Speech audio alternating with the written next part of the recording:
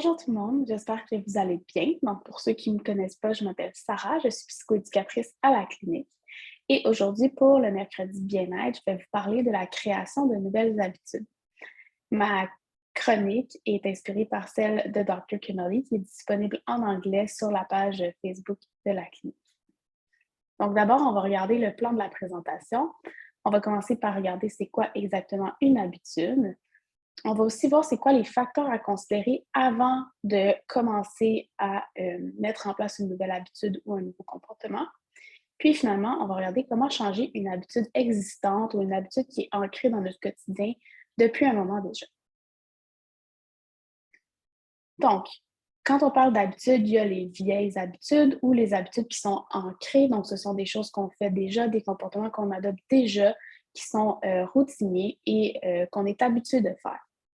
Les nouvelles habitudes, donc celles qu'on aimerait créer généralement, c'est des choses qu'on aimerait instaurer à moyen ou à long terme là, dans notre quotidien. Ce qu'ils ont en commun, c'est que quand on a adopté une vieille habitude ou si on souhaite créer une nouvelle habitude, pour y arriver, il faut répéter un comportement pendant plusieurs semaines à plusieurs mois, donc environ entre 2 semaines à 2 mois en fonction de la personne et du comportement désiré, pour que ça devienne quelque chose qui est ancré ou que ça devienne quelque chose qui est routinier. Et là, vous allez me dire, c'est bien beau tout ça, je comprends tout ça, mais qu'est-ce qui fait que c'est si difficile que ça de créer des nouvelles habitudes et adopter des nouveaux comportements? C'est assez simple, en fait. Depuis toujours, chez les animaux et chez les humains, on va avoir tendance à graviter vers le signal ou la situation qui est la plus attirante. Donc, par exemple, dans le cas où j'offre une pomme versus une palette de chocolat à quelqu'un, la majorité des gens vont graviter vers la palette de chocolat parce que c'est ce qui est le plus attirant et le meilleur au goût. Donc, c'est plus facile d'adopter des comportements qui nous mènent vers des choses attirantes que des choses qui sont plus difficiles et plus ardues. C'est très important de considérer le rôle du temps dans la création de nouvelles habitudes. En fait, ce qu'on voit, c'est qu'avec le temps, c'est de plus en plus facile d'adopter le comportement souhaité. Ce que ça fait, c'est que plus c'est facile, plus on a un sentiment de gratification qui est important. Donc, on est fier de nous, on trouve ça le fun, on a du plaisir et ça devient routinier. Donc, c'est plus autant une tâche difficile de se mettre en action, ça devient vraiment quelque chose qui est plus naturel. Par exemple, dans sa capsule, Dr. Kimberly explique qu'elle a décidé de prendre part à une équipe de course, donc des gens qui vont courir ensemble à l'extérieur. Et au début, elle nommait qu'elle avait de la difficulté et elle avait hâte aux lumières rouges. Donc, elle avait hâte de pouvoir s'arrêter. Donc, elle cherchait les lumières rouges pendant son parcours pour pouvoir prendre une pause parce que c'était très difficile physiquement et psychologiquement. Puis, elle s'est rendue compte, à force d'aller courir avec le groupe, que elle avait cessé de chercher les lumières rouges, donc elle avait du plaisir et elle se concentrait davantage sur sa course, elle prenait des techniques, donc c'était plus facile et c'est là qu'elle a senti là, vraiment le sentiment de gratification dont il est question ici. Donc, pendant la présentation, je vais utiliser 2 exemples. Le premier exemple que je vais utiliser dans la première partie, c'est la nouvelle habitude de bouger plus. Donc, il y a beaucoup de gens qui souhaitent augmenter leur niveau d'exercice ou bouger davantage. Donc, c'est celle-là qu'on va utiliser aujourd'hui pour les nouvelles habitudes. Et dans la deuxième partie, quand je vais vous parler d'habitudes qu'on aimerait changer, on va parler de l'habitude de manger de la nourriture le soir, de la nourriture junk qu'on appelle devant la télévision. Donc, on va parler de quelle manière on peut modifier là, ce comportement-là, cette habitude-là qui est ancrée au quotidien. Donc, on va regarder les 10 facteurs à considérer avant de commencer une nouvelle activité ou essayer de mettre en place une nouvelle habitude.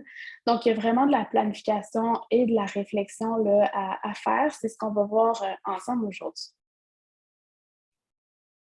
Donc, la première chose qu'il faut faire, c'est se poser la question pourquoi. Donc, c'est quoi les raisons, les valeurs qui sous-tendent mon choix de vouloir faire un changement de comportement et créer une nouvelle habitude? Par exemple, dans certains cas, pour des nouveaux parents, on entend qu'ils veulent se remettre en forme parce qu'ils veulent être capables de suivre leurs enfants qui courent et qui sont très actifs au quotidien. Donc, la raison, c'est vraiment parce qu'ils veulent être capable de suivre leurs enfants, les accompagner dans leur développement, dans leur quotidien. Et les valeurs qui sous-tendent ce choix-là, c'est des valeurs familiales, par exemple. Donc, c'est vraiment important de connaître ces valeurs-là et les raisons pour lesquelles on le fait, parce que dans les moments difficiles, ça va être de se ramener à ces valeurs-là et ces raisons-là pour essayer de tout repasser là, la difficulté. La deuxième chose qu'il faut faire, c'est se poser la question, quels sont les coûts qui sont associés à mon activité ou à mon habitude que j'essaie d'ancrer. Donc, évidemment, ça prend du temps. Donc, ça veut dire qu'il faut voir dans notre horaire, dans notre emploi du temps, qu'est-ce qu'on peut retirer pour y mettre le nouveau comportement ou la nouvelle habitude. Par exemple, dans le cas des gens qui souhaitent faire plus d'exercice, bien, il faut regarder l'horaire et se demander qu'est-ce que je peux retirer de mon horaire pour aller courir ou aller marcher ou aller faire un sport X, Y, Z. Évidemment, ça prend aussi de l'énergie. Donc, il faut être prêt là, à mettre de l'énergie dans cette habitude-là et ce comportement-là et se rappeler justement là, qu'il y a des valeurs et des raisons pour lesquelles on le fait. Donc, c'est de voir si ça vaut la peine de mettre le temps et l'énergie dans le projet. Numéro 3, c'est important d'être capable de déterminer la plus petite mesure de notre activité ou de notre comportement souhaité. Donc, il faut commencer le plus petit possible avec un objectif réaliste. Ce que ça fait, c'est que l'objectif va sembler un peu anodin ou trop facile, mais ce que ça permet, c'est que ça assure de vivre des réussites. Donc, par exemple, quelqu'un qui veut commencer à s'entraîner ou qui veut bouger plus pourrait dire, ben moi, je veux faire de l'entraînement à la maison. OK. Alors, l'objectif le plus petit ou l'objectif le plus réaliste, le plus petit, ce serait simplement d'allumer la vidéo sur l'ordinateur, le téléphone ou peu importe l'appareil mobile. Donc, le vidéo qu'on souhaite utiliser pour faire de l'exercice. Généralement, si on allume la vidéo d'exercice, le comportement va sûrement suivre. Donc, ça va faire en sorte que l'action va être posée, mais l'objectif va être atteint à chaque fois que vous allez peser play sur la vidéo pour vous entraîner. Dans un autre registre, par exemple, quelqu'un qui souhaiterait aller marcher, l'objectif, ça peut être de simplement, à l'arrivée à la maison après le travail, je mets mes vêtements de marche et mes chaussures de marche. Donc, généralement, quand on met nos vêtements, on met nos chaussures, on va avoir tendance à aller à l'extérieur marcher. Puis, on va commencer, par exemple, par marcher 5 coins de rue, puis ensuite, ça va être 10, 15. Donc, on va pouvoir augmenter en fonction de notre désir et de notre capacité le défi. Donc, numéro 4, c'est important d'établir les spécificités. Donc, j'ai parlé tout à l'heure du temps. C'est important de trouver le temps pour faire l'activité, mais il faut aussi déterminer à quel moment c'est l'idéal. Donc, quand est-ce que c'est possible? Est-ce que vous êtes quelqu'un qui aimez vous lever tôt et que ça ne vous dérange pas de vous lever, par exemple, avant d'aller travailler pour prendre du temps pour vous entraîner? Ou vous êtes quelqu'un qui préférez vous lever plus tard et revenir le soir, puis vous entraîner à ce moment-là. Donc, c'est vraiment de déterminer c'est quoi vos préférences puis ce qui est le mieux pour vous, le plus facile pour vous.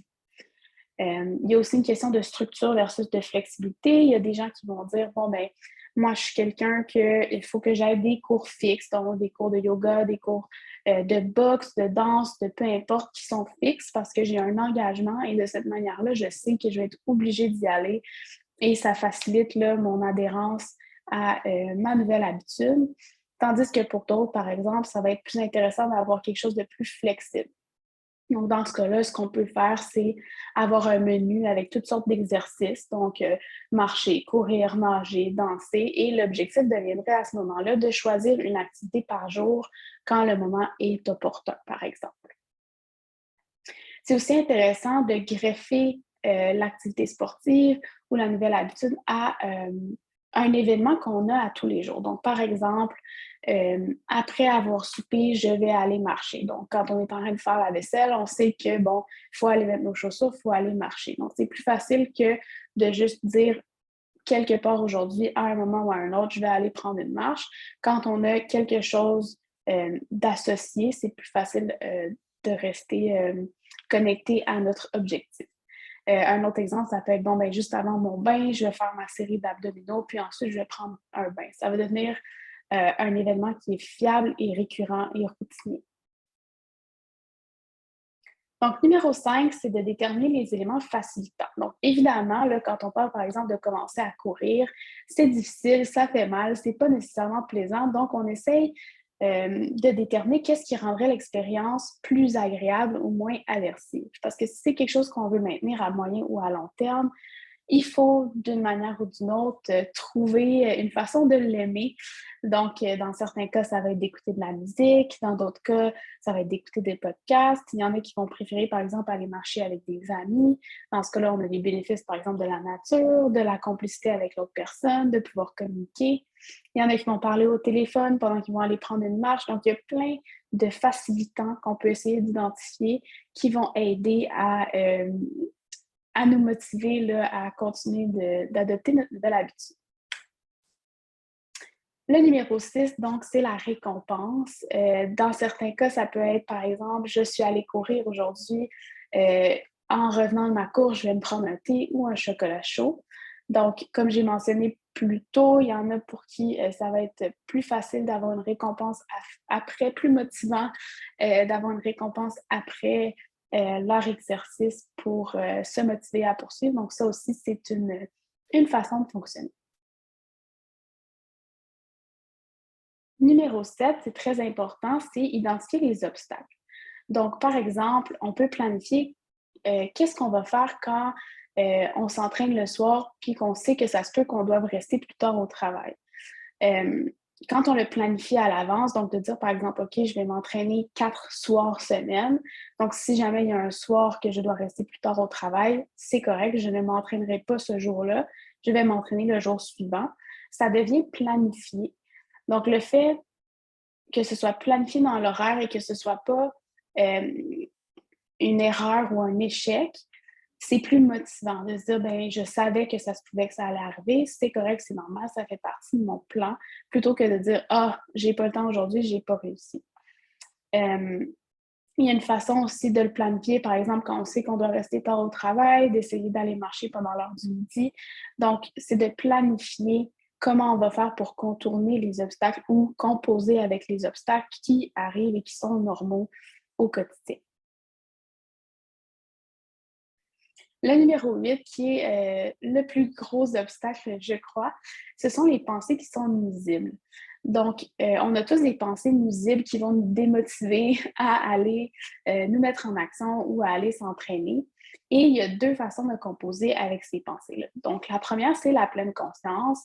C'est de se dire, par exemple, quand on dit qu'on est trop fatigué pour aller s'entraîner, qu'on a eu une longue journée, qu'on peut s'entraîner demain, qu'il est trop tard, que je ne me suis pas entraînée hier, donc je ne m'entraînerai pas aujourd'hui, je recommencerai lundi. Donc, ces pensées-là, dans l'approche de la pleine conscience, on peut décider d'identifier qu'elles sont présentes et choisir de ne pas les écouter, donc les mettre de côté et essayer de tout de même persévérer et adopter la nouvelle habitude. L'autre option, c'est dans les techniques cognitivo-comportementales, essayer de proposer une alternative utile. Donc, par exemple, si je me dis, oh, j'ai pas envie d'aller courir ce soir, j'ai eu une grosse journée, j'ai pas assez d'énergie, ça serait de trouver une pensée alternative. Donc, si quelqu'un me donnait 5 millions de dollars si j'allais courir, je trouverais l'énergie d'aller courir et donc je pense que je suis capable de la trouver pour y aller tout de même.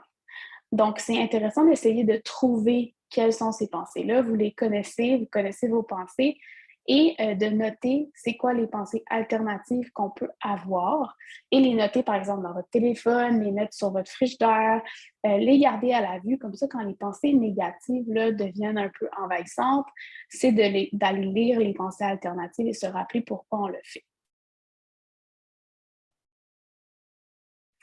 Le numéro 9, donc, c'est des éléments qui paraissent assez de base, mais c'est très important d'avoir un terrain fertile pour développer des habitudes. Donc, ce que je veux dire par là, c'est avoir un bon sommeil, essayer de bien s'alimenter, avoir une structure dans notre horaire, dans notre vie en général.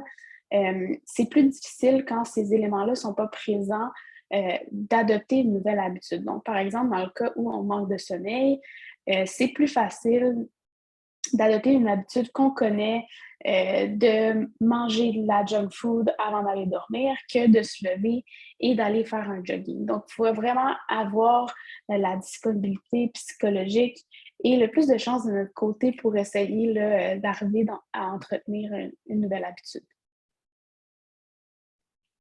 Numéro 10, c'est d'avoir une certaine flexibilité. Donc, ce qu'on veut dire par là, c'est d'avoir de l'autocompassion envers soi. Donc, si jamais ça ne fonctionne pas, si jamais on n'y arrive pas, que c'est pas parfait au début, c'est correct, c'est normal. Il faut être doux avec soi-même et il faut aussi reconnaître les efforts qu'on fait.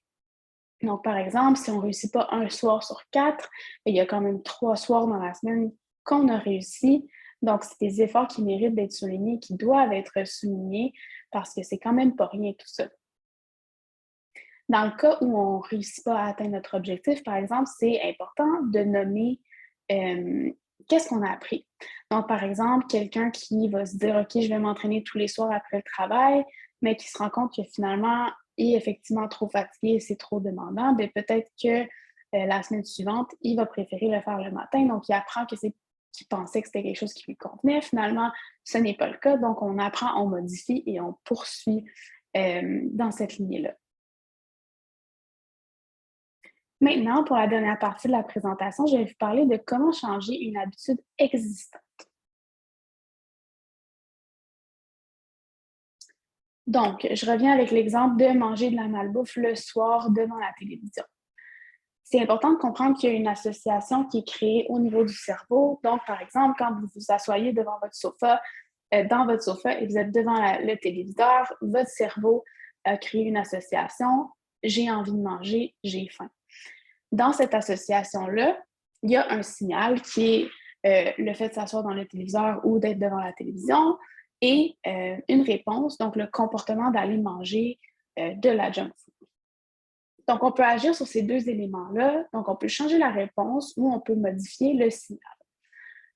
Pour changer la réponse, par exemple, au lieu d'aller écouter la télé dans notre sofa après avoir mangé, on peut aller se coucher. On peut décider de mâcher de la gomme, donc essayer d'occuper notre bouche autrement. On peut essayer d'occuper nos mains, donc par exemple en tricotant, en ayant une balle anti-stress, en ayant un cube Rubik, par exemple. On peut remplacer la nourriture qui est moins saine par de la nourriture plus santé, donc plus saine, comme des légumes, des fruits, des choses qui sont nutritives. Donc, ce sont tous des trucs qu'on peut faire pour changer la réponse qui est de manger de la malbouffe.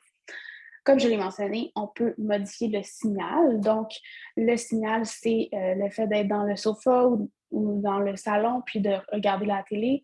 Donc, on peut écouter la télé dans une autre pièce, l'écouter sur un ordinateur. On peut essayer de de manger d'une autre main. Donc, par exemple, si moi je suis droitière, je vais essayer de manger avec ma main gauche, ça peut être plus difficile. Donc, ce sont toutes des choses qu'on peut essayer de faire pour défaire une habitude qu'on veut changer.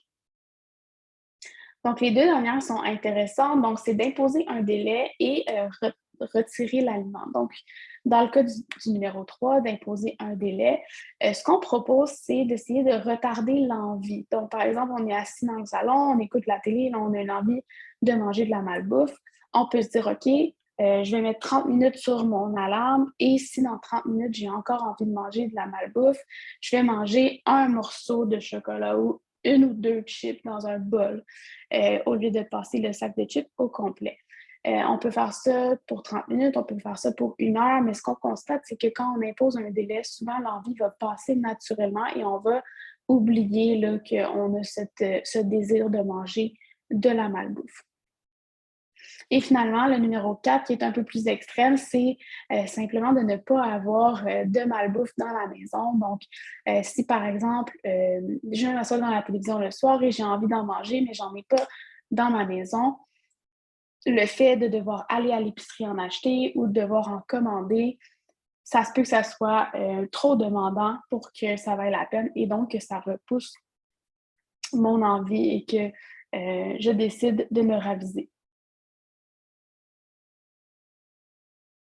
C'est aussi intéressant dans ces cas-ci, comme j'ai parlé tout à l'heure des pensées nuisibles, de trouver les pensées alternatives, donc de dire ah, ben, je mérite un petit gâterie, c'est juste un petit peu de chocolat, c'est pas si pire que ça, ou j'en ai déjà mangé aujourd'hui, fait qu'un petit peu plus, ben, ça va rien changer. Donc, essayez d'aller trouver les pensées alternatives aux pensées qui sont présentes quand vous avez envie de manger de la malbouffe, puis de les écrire, les avoir avec vous pour vous les rappeler quand ce craving-là ou ce désir-là émerge. Évidemment, là, je vous propose de modifier cette habitude-là qui est de manger de la malbouffe, mais dans les cas de dépendance, d'alcool, de drogue, je vous suggère d'aller chercher de l'aide d'un professionnel, d'aller chercher du soutien qui est approprié pour votre profil et votre défi. Donc, pour résumer la présentation, ce qu'on a vu, c'est que pour adopter une nouvelle habitude, c'est important de planifier. C'est important de commencer très petit, d'avoir un objectif réaliste, entre autres, de penser au coût en temps et en énergie, d'essayer de rendre l'activité agréable en identifiant les facilitants ou des récompenses. On a vu l'importance d'associer des pensées positives à nos pensées nuisibles, donc être capable d'aller chercher la pensée inverse qui va nous propulser vers l'avant. Et finalement, utiliser l'autocompassion, donc être doux avec soi-même quand ça ne va pas nécessairement à notre goût.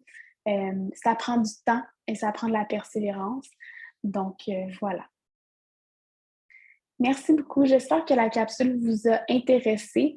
Si vous avez des questions, laissez-moi savoir dans les commentaires.